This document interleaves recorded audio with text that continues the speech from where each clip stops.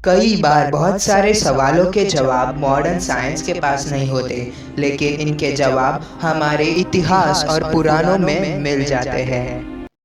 तो hello viewers, मैं हूं नयन और इस वीडियो में आप जानने वाले हो हनुमान चालीसा के लिखने के पीछे की हिस्ट्री और उसी से ही जुड़ा एक बहुत ही माइंड ब्लोइंग फैक्ट। तो शुरू करते हैं आज का ये वीडियो।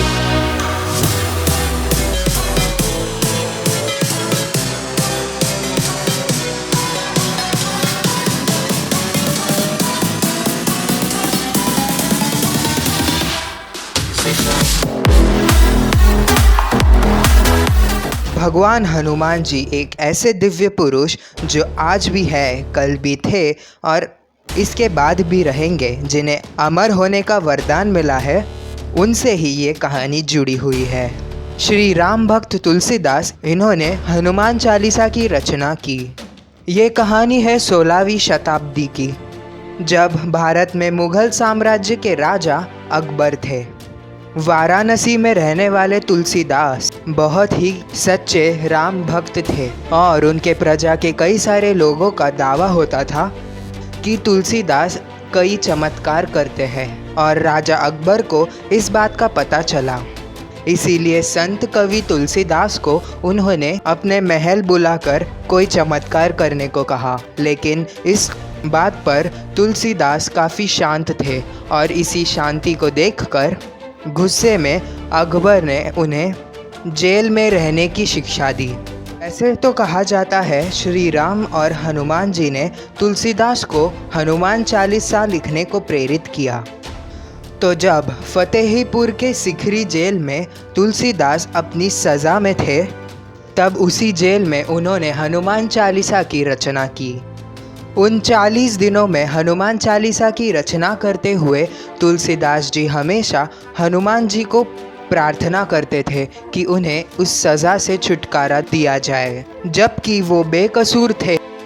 फिर आया 40वां दिन और इस दिन वानरों के एक बहुत ही बड़े झुंड ने राजा अकबर के किले पर हमला कर दिया।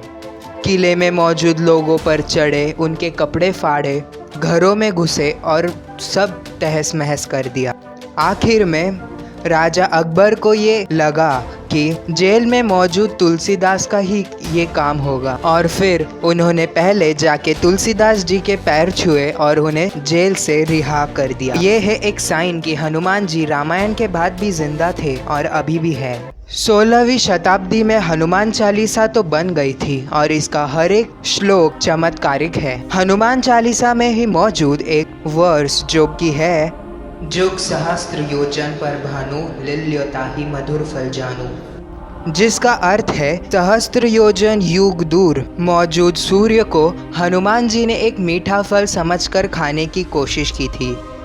लेकिन एक मिनट, इस श्लोक में पृथ्वी और सूर्य के बीच का अंतर है, जो कि 16वीं सेंचुरी यानी 16वीं शताब्दी के अंत में किसी साइंटिस्ट ने खोजा था।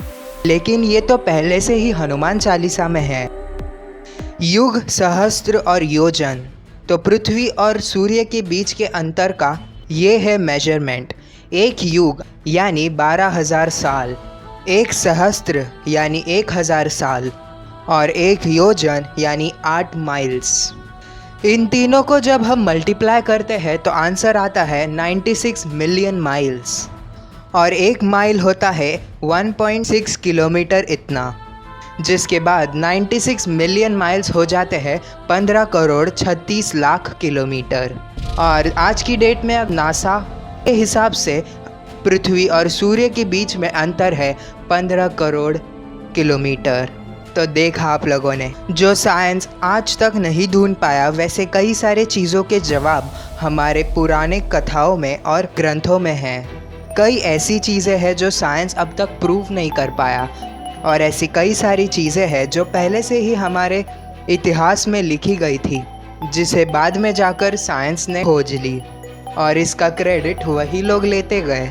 और इसीलिए कहा जाता है कई बार बहुत सारे सवालों के जवाब मॉडर्न साइंस के पास नहीं होते, लेकिन इनके जवाब हमारे इतिहास और पुराणों में मिल जाते हैं।